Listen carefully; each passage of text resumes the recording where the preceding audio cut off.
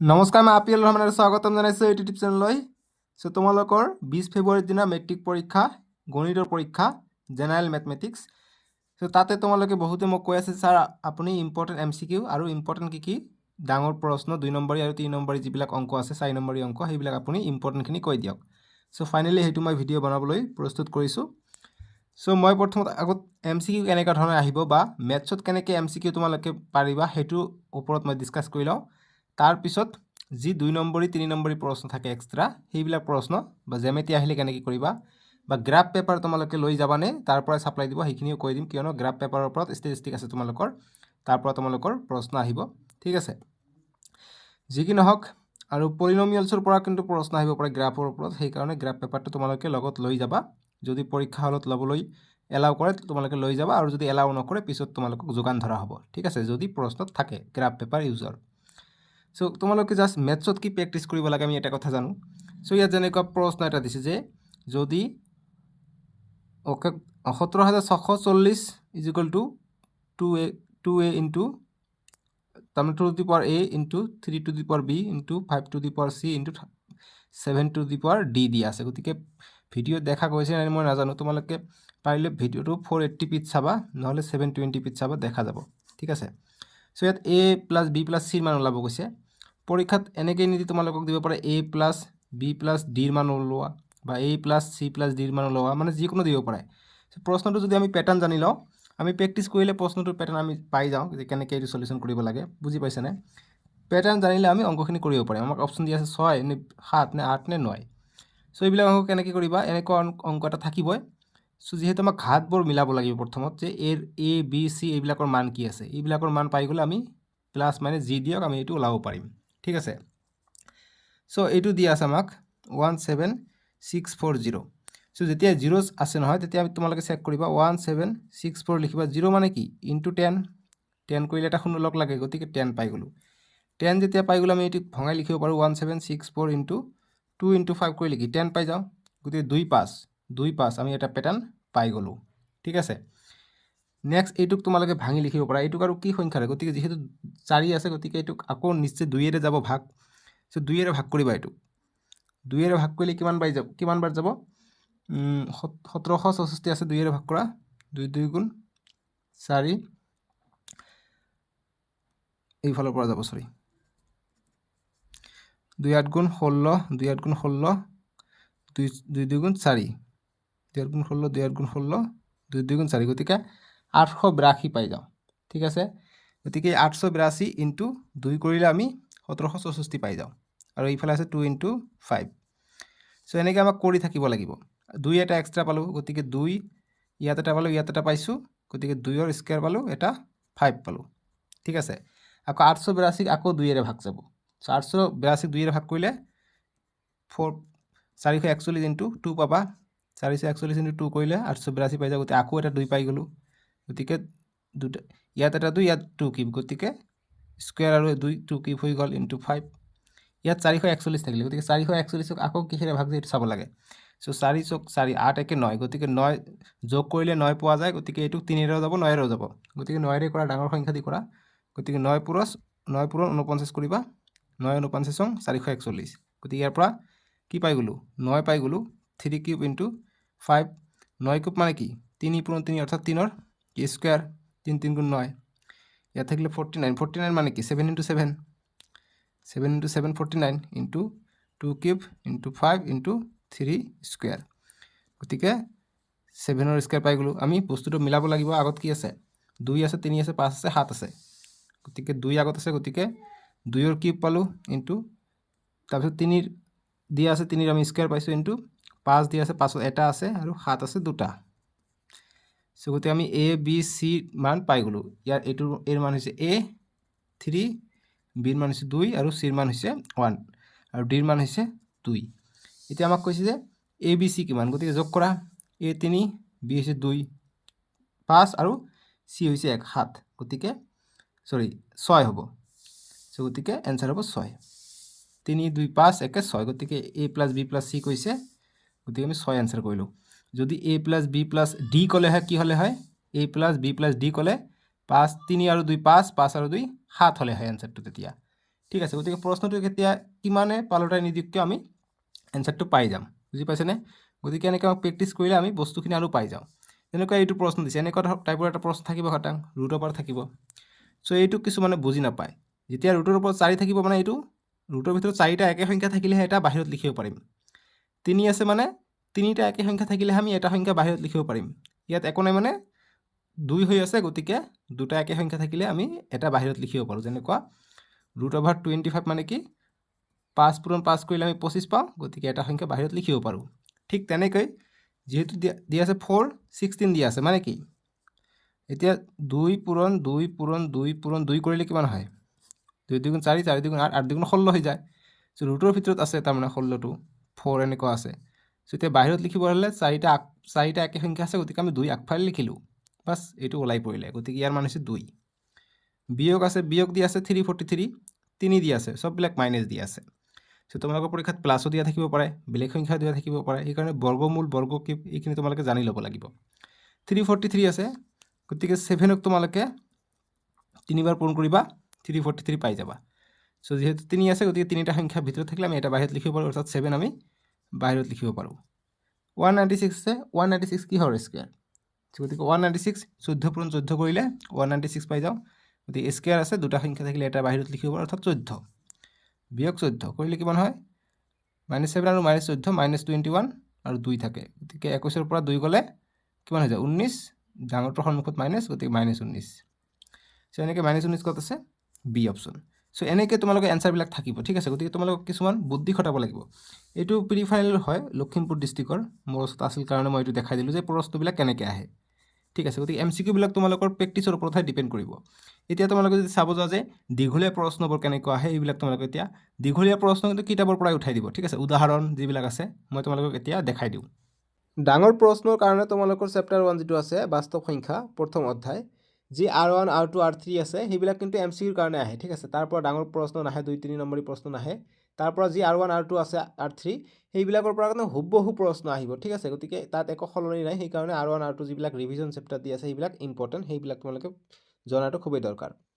তাৰপিছত 4-5 নম্বৰ বা 2-3 নম্বৰৰ কাৰণে তোমালোকৰ এইটো চেপ্টাৰ খুবেই ইম্পৰ্টেণ্ট, 1 নম্বৰ, যিটো ইউক্লিড ডিভিজন লেমা আছে।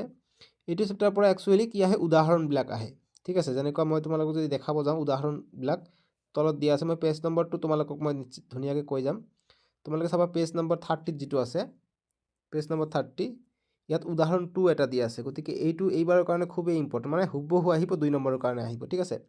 যে দেখুওৱা যে প্ৰত্যেক যোগাত্মক যুগ্ম অখণ্ড সংখ্যা 2q আৰ্হিৰ আৰু প্ৰত্যেক যোগাত্মক অযুগ্ম অখণ্ড সংখ্যাই 2q + 1 আৰ্হিৰ, য'ত q কোনোবা অখণ্ড সংখ্যা, এইটো কৰিব লাগে। তাৰপিছত নেক্সট তোমালোকে ইয়াৰ এক্সাৰচাইজত চাবা, এক্সাৰচাইজত ইয়াৰ পৰা প্ৰশ্ন আহে, ঠিক আছে। যেনেকুৱা গছাও ওলোৱা, এইবিলাক MCQৰ পৰা দিয়ে, এইটো MCQৰ কাৰণে হয়, কিন্তু যিটো 2 নম্বৰ প্ৰশ্ন এইটো লং কুৱেশ্যনৰ কাৰণে, 2 নম্বৰ বা 3 নম্বৰৰ কাৰণে ইম্পৰ্টেণ্ট, ঠিক আছে, 2 নম্বৰটো। তাৰপিছত যদি মই নেক্সট চাব যাওঁ ইম্পৰ্টেণ্টৰ, এইটো যিটো ট্ৰি আছে পেজ নম্বৰ 33, এইটোৰ ওপৰত কিন্তু প্ৰশ্ন দিয়ে, ঠিক আছে। চ' এইটো ইম্পৰ্টেণ্ট। নেক্সট তোমালোকৰ এক্সাৰচাইজ এটা আছে, এইটো 1.2ৰ পৰা তোমালোকৰ MCQ আহিব। মই নেক্সট দেখাব যাওঁ য'ৰ পৰা ডাঙৰ কুৱেশ্যন আহিব। যেনেকুৱা পেজ নম্বৰ 38ত চাবা, পেজ নম্বৰ 38ত উপপাদ্য এটা দিয়া আছে যে প্ৰমাণ কৰা যে √2টো কি হয়, অপৰিমেয়। চ' গতিকে এইটো ইম্পৰ্টেণ্ট √2ৰ কাৰণে, ঠিক আছে। ছেম √3ও দিয়া আছে, গতিকে এটা শিকিলে তোমালোকে নিশ্চয়কৈ পাৰি যাবা। উদাহৰণ 10টো দিছে 5 + -3 অপৰিমেয়, এইটো ইম্পৰ্টেণ্ট নহয়, কিন্তু যি অনুশীলনী 13.3ত দিয়া আছে, 13.3ত 2 নম্বৰটো ইম্পৰ্টেণ্ট, 3 + 2 √5 অপৰিমেয়, ঠিক আছে, 2 নম্বৰটো ইম্পৰ্টেণ্ট হৈ যায়। চ' এইবিলাক মই দীঘলীয়া প্ৰশ্নৰ কাৰণে কিন্তু কৈ আছোঁ, বুজি পাইছেনে? ঠিক একেদৰে যে আমি নেক্সট চেপ্টাৰত যাওঁ, ঠিক 1.4 যিবিলাক আছে 10 বিস্তৃতি, এইবিলাক তোমালোকৰ MCQৰ কাৰণে আহে আজিকালি। যেনেকুৱা 3 নম্বৰ প্ৰশ্নটো MCQৰ কাৰণে আহিব। চ' মই দীঘলীয়া প্ৰশ্নবিলাক কৈ আছোঁ, কি কি মূল কথা থাকে পাঠৰ সেইবিলাক তোমালোকে জানি ল'বা, ঠিক আছে। তাৰপিছত পাঠটো হৈছে দ্বিতীয় পাঠ, বহুপদ পলিনমিয়ালছ। পলিনমিয়ালছত প্ৰথমতে দিয়া আছে চাবা, এইবিলাক MCQৰ কাৰণে আহে যে লিনিয়াৰ পলিনমিয়ালছ, ৰৈখিক বহুপদ উদাহৰণ দিয়া আছে এই 3টা। এই তিনিটাৰ ভিতৰত এটা থাকিব যে কোনটো ৰৈখিক বহুপদ নহয়, ঠিক আছে। সো গতিকে এই তিনি ধৰণৰ ৰাশিবিলাক বহুপদ নহয়, কিন্তু এইবিলাক ৰৈখিক বহুপদ, ঠিক আছে। যে মাত্ৰা যদি এটা থাকে সেইবিলাক কি হয়, ৰৈখিক বহুপদ হয়। কিন্তু ওপৰত যি তিনিটা মই দগাই দিলোঁ গোলকে, এই তিনিটা কিন্তু বহুপদ নহয়। গতিকে তলত প্ৰশ্ন আহিব MCQ যে তলৰ কোনটো বহুপদ নহয়, গতিকে ইয়াৰ ভিতৰত এটা থাকিব চাবা, আৰু এক্সট্ৰাকৈ বনাই নিদিয়ে। আৰু ৰৈখিক বহুপদবিলাক তোমালোকৰ ইয়াত দিয়া আছে, এইবিলাক ইম্পৰ্টেণ্ট, ঠিক আছে। সো MCQৰ কাৰণে মই কৈ আছোঁ যদি কিবা চকুত পৰিছে, আৰু যদি মই মেইনলি 4 নম্বৰ 5 নম্বৰ প্ৰশ্নৰ কাৰণে গৈ আছোঁ, আৰু 2-3 নম্বৰ লং কুৱেশ্যন তাৰমানে। সো গ্ৰাফৰ পৰা নাহে, খুব কম চান্স অহাটো। নেক্সট এক্সাৰচাইজ 1.22 ইম্পৰ্টেণ্ট হ'ব, সৰি 2.1 নালাগে, 2.2ৰ পৰা প্ৰশ্ন আহিব 2 নম্বৰী। 2.2ৰ পৰা ছেকশ্যন বিত প্ৰথমতে পাবা, ঠিক আছে। উৎপাদক বিশ্লেষণ কৰাই হওক বা শূন্য ওলোৱাই হওক, সো এইবিলাক ইম্পৰ্টেণ্ট, বুজি পালানে? সো এনেকৈ যদি দেখাব যাওঁ, মই জানো যে তোমালোকে বহুতে পাৰা। যি ভাগ শেষ আছে বা ভাগফল যি ভাগ কৰি যে ওলাব লাগে উৎপাদকবোৰ, এইবিলাক কিন্তু উদাহৰণৰ পৰা আহে। গতিকে উদাহৰণখিনি চাবা, যেনেকৈ 6 নম্বৰ আৰু 7 নম্বৰ উদাহৰণটো দিয়া আছে কিতাপত, পেজ নম্বৰ 60ত দিয়া আছে, ঠিক আছে। তাৰপিছত ইয়াত চাবা, যিখিনি কলা ৰঙেৰে দিয়া থাকে এইখিনি বস্তু খুবেই ইম্পৰ্টেণ্ট হৈ যায়, কলা ৰঙৰখিনি, বুজি পালানে?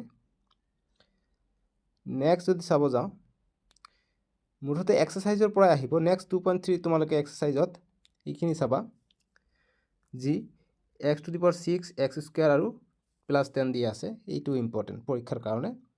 আৰু নেক্সট ৱাৰ্ড প্ৰব্লেম টাইপৰ কাৰণে যদি আহে পৰীক্ষাত, 3 নম্বৰটো ইম্পৰ্টেণ্ট হয়, কিন্তু এইবাৰৰ কাৰণে ইম্পৰ্টেণ্ট নহয় 3 নম্বৰটো। এইবাৰৰ কাৰণে তোমালোকৰ 6 নম্বৰটো লাগিব, 6ৰ 3 নম্বৰটো, ঠিক আছে। 6ৰ 3 নম্বৰটো তোমালোকে প্ৰেক্টিছ কৰি যাবা। তাৰপিছত ঐচ্ছিক অনুশীলনী দিয়া আছে, ইয়াৰ পৰা প্ৰশ্ন নাহে। য'ত এবাৰ আহিছিলে ভুলতে 2024ত, কিন্তু সেইটোত নাম্বাৰ দিয়া হৈছিলে, ঠিক আছে। সেইকাৰণে ঐচ্ছিকটো কৰিব নালাগে, ঐচ্ছিকৰ পৰা প্ৰশ্ন নাহে। এই যে সাৰাংশ দিয়া থাকে পাঠৰ লাষ্টৰ, এই সাৰাংশখিনি চাবা, ইম্পৰ্টেণ্ট হয়। যেনেকুৱা আলফা আৰু বিটাৰ দ্বিঘাত বহুপদ হ'লে কি হয়, আলফা বিটা -b/a আৰু আলফা ইনটু বিটা c/a, এইটো ৰিলেশ্যন ইম্পৰ্টেণ্ট। এইটো দি MCQ আহে আৰু প্ৰশ্ন আহে। সেইকাৰণে কওঁ যে পাঠৰ মূল কথা আৰু সাৰাংশখিনি চাবা, ইয়াৰ পৰা তোমালোকৰ বহুতখিনি বস্তু জানিবা। যেনেকুৱা দুটা চলকত ৰৈখিক সমীকৰণৰ জোৰ, গতিকে চেপ্টাৰবোৰত তোমালোকৰ উদাহৰণখিনি চাবা আৰু MCQৰ কাৰণে সাৰাংশখিনি চাবা, তোমালোকৰ হৈ যাব, ঠিক আছে। যিহেতু পৰীক্ষাৰ কাৰণে আৰু সময় নাই, এতিয়া গোটেই কিতাপত মই কোনটো আৰু দগাব যাওঁ। যিকেইটা ইম্পৰ্টেণ্ট বাছি দিলোঁ, এইকেইটা পঢ়িবা, তোমালোকে বহুতখিনি জানিব পাৰিবা, ঠিক আছে। সো ইয়াত তোমালোকে মুঠতে যদি এক্সাৰচাইজ কৰা সময় নাথাকে, তোমালোকে উদাহৰণখিনি চাবা, আৰু যদি উদাহৰণখিনি চোৱা হৈ যোৱাৰ পিছত এক্সাৰচাইজ কৰিব সময় থাকে, তেতিয়াহ'লে এক্সাৰচাইজখিনি চাবা। যেনেকুৱা 3.1ৰ তোমালোকে 1 নম্বৰ আৰু 2 নম্বৰ ইম্পৰ্টেণ্ট, এইখিনি দুটা প্ৰশ্ন ইম্পৰ্টেণ্ট আছে, বুজি পাইছা? তাৰপিছত নেক্সট যদি চাব যাওঁ, ইয়াত চাবা যে কোনটোৰ কিমান সংখ্যক সমাধান থাকে, সেইটোৰ ওপৰত এটা টেবিল আছে, তালিকা। 3.4টো চাবা, ইয়াৰ পৰা খালী ঠাই আহিব পাৰে, যিহেতু পেটাৰ্ণ এইবাৰ বহুতো চেঞ্জ হৈছে। সো কেনেকৈ প্ৰশ্ন দিয়ে আমি ক'ব নোৱাৰোঁ। নেক্সট আমাক দিছে অনুশীলনী 3.2। ইয়াত তোমালোকৰ 2 নম্বৰ প্ৰশ্নবিলাক হ'ব ইম্পৰ্টেণ্ট, 2 নম্বৰৰ প্ৰশ্নবিলাক। সো যিকেইটা আছে 3টা দি আছে, প্ৰেক্টিছ কৰিবা, ঠিক আছে। তাৰপিছত 3 নম্বৰৰ প্ৰশ্নবিলাক, 3 নম্বৰ প্ৰশ্ন তোমালোকে 1 নম্বৰ আৰু 5 নম্বৰটো চাবা, এই দুটা ইম্পৰ্টেণ্ট আছে। তাৰপিছত যদি মই ক'ব যাওঁ তোমালোকক, 6 নম্বৰ প্ৰশ্নটো তোমালোকে চাবা, ইয়াৰ পৰা MCQ কিন্তু ঘূৰাই পকাই বনাই দিব, ঠিক আছে। আৰু কি ক'ম, যিমানখিনি দিলোঁ এইখিনি পঢ়োঁতে চাগে সময় গুচি যাব তোমালোকৰ, আৰু কি ইম্পৰ্টেণ্ট দিম গম নাপাওঁ, ঠিক আছে। সো মুঠতে এইবিলাক অনুশীলনীৰ পৰাই ডাঙৰ প্ৰশ্নবিলাক আহিব, ঠিক আছে। বেছি মই ইম্পৰ্টেণ্ট নিদিওঁ, কিছুমানে কি কৰিব, এইবিলাক প্ৰশ্নই নকল লৈ যাব, যিটো মই একেবাৰে ভাল নাপাওঁ, ঠিক আছে। গোটেই বছৰটো পঢ়া নাই, এতিয়া নকল লৈ পাছ কৰিব বিচাৰি আছে। সো সেইকাৰণে আৰু মই ইম্পৰ্টেণ্ট নিদিওঁ।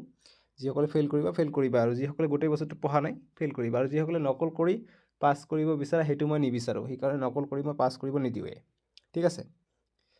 সো নেক্সট তেনেকুৱা মই আইডিয়াটো দি দিলোঁ, যিসকলে চেষ্টা কৰি পাছ কৰিব, নকল চকল নকৰিব, কষ্ট কৰি পাছ কৰিব।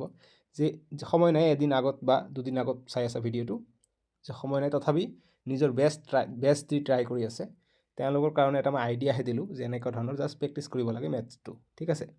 আৰু কিতাপৰ ডাঙৰ প্ৰশ্নবিলাকৰ কাৰণে উদাহৰণখিনি আৰু এক্সাৰচাইজত তোমালোকে চাবা যিটো অংক অকণমান বেলেগকৈ দেখা পাইছে, পেটাৰ্ণটো অকণমান বেলেগ হৈ আছে, সেইটোৱে ইম্পৰ্টেণ্ট, বুজি পাইছানে? যিহেতু এইবাৰ পেটাৰ্ণটোৱে চেঞ্জ কৰিছে। চ' এইখিনিয়ে আৰু ভিডিঅ'টো বেছি দীঘল নকৰোঁ, যিহেতু পৰীক্ষা আহি গৈছে। চ' তোমালোকে ভালকৈ পঢ়িবা। বাকী তোমালোকে এইটো প্ৰশ্ন পঢ়িব পাৰা, এক্সাৰচাইজ 3.3 একৰ যিকোনো এটা আহিব, ঠিক আছে। যিকোনো এটাৰ ভিতৰত যিটো 6 নম্বৰ আছে এইটো ইম্পৰ্টেণ্ট, আৰু 2 নম্বৰটো চাবা 3 নম্বৰৰ কাৰণে বা 2 নম্বৰৰ কাৰণে এমৰ মান ওলোৱাৰ, ঠিক আছে। চ' যি কি নহওক, বাই বাই টেক কেয়াৰ। তোমালোকে ভালে ভালে পৰীক্ষা দিবা। Best of luck.